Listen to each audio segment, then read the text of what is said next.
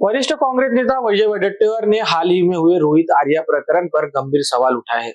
उन्होंने कहा कि 17 निरपराध बच्चों को बंद कमरे में रखने वाले आरोपी रोहित आर्या से पुलिस ने सराहनीय कार्य करते हुए बच्चों को सुरक्षित बाहर निकाला, लेकिन इस पूरे मामले में शासन प्रशासन की भूमिका पर प्रश्न चिन्ह है।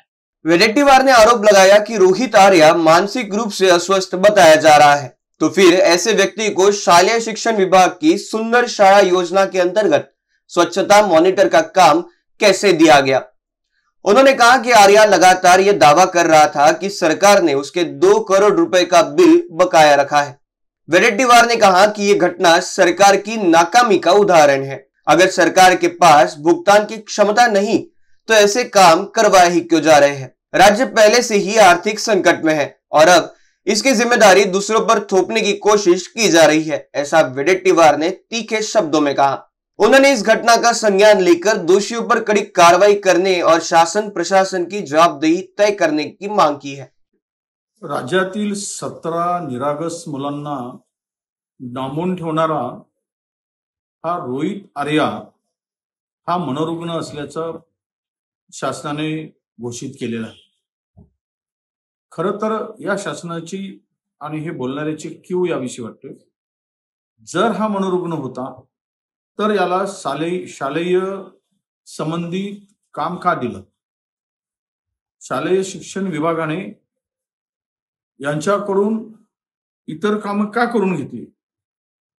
आर्या हे सातत्याने सांगतो की माझी थकबाकी मिळत नाही आणि थकबाकी मिळत नाही म्हणून जर म्हणजे त्याच्याकडे जे कामं होते ते पीएलसी स्वच्छता मॉनिटर आणि माझी शाळा अशा योजनांचं काम त्याच्याकडे दिलं गेलं होतं।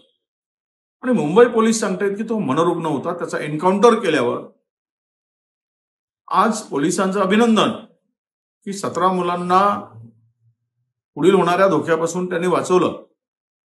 पण हा मनोरुग्ण होता तर मग याला ही कामं देऊन ते जे म्हणत होता की माझी 2 कोटीची बिलं थकवली गेली आणि त्या पोटी त्यांनी या सगळ्या मुलांना ओलीस धरलं होतं।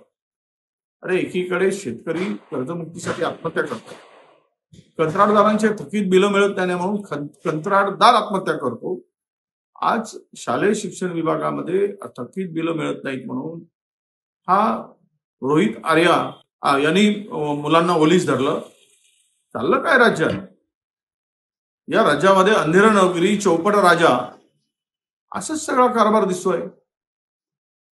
आणि यातून या ज्या घटना काही पुढे येऊ पाहत आहेत किंवा याचं गांभीर्य जे आहे शासनाच्या कधी लक्षात येईल? थोडी तरी लाज ठेवा राज्यकर्ते म्हणून। तुम्हाला जर तुमची ऐपत नाही तर कशाला काम करून घेताय आणि वरून मनोरुग्ण म्हणताय? म्हणजे काय झक मारायला मनोरुग्णाला काम दिलं तुम्ही? तो मनोरुग्ण होता त्याच्याकडून काम का करून घेतली? अरे कुणाशी बनवाबनवी करताय? पुढे पाप फेडाल तुम्ही, पुढे लपवताय सगळं। एकूणच राज्य हे आता खऱ्या अर्थानं कंगाल राज्य करून सोडलात तुम्ही आणि त्याची केलेली पापं लपवण्यासाठी दुसऱ्यावर पापाचं खापर फोडताय। हे आता महाराष्ट्रातील जनता ओळखून आहे। एनबीसी न्यूज के लिए कैमरा पर्सन अखिलेश के साथ अभिषेक पानसे की रिपोर्ट।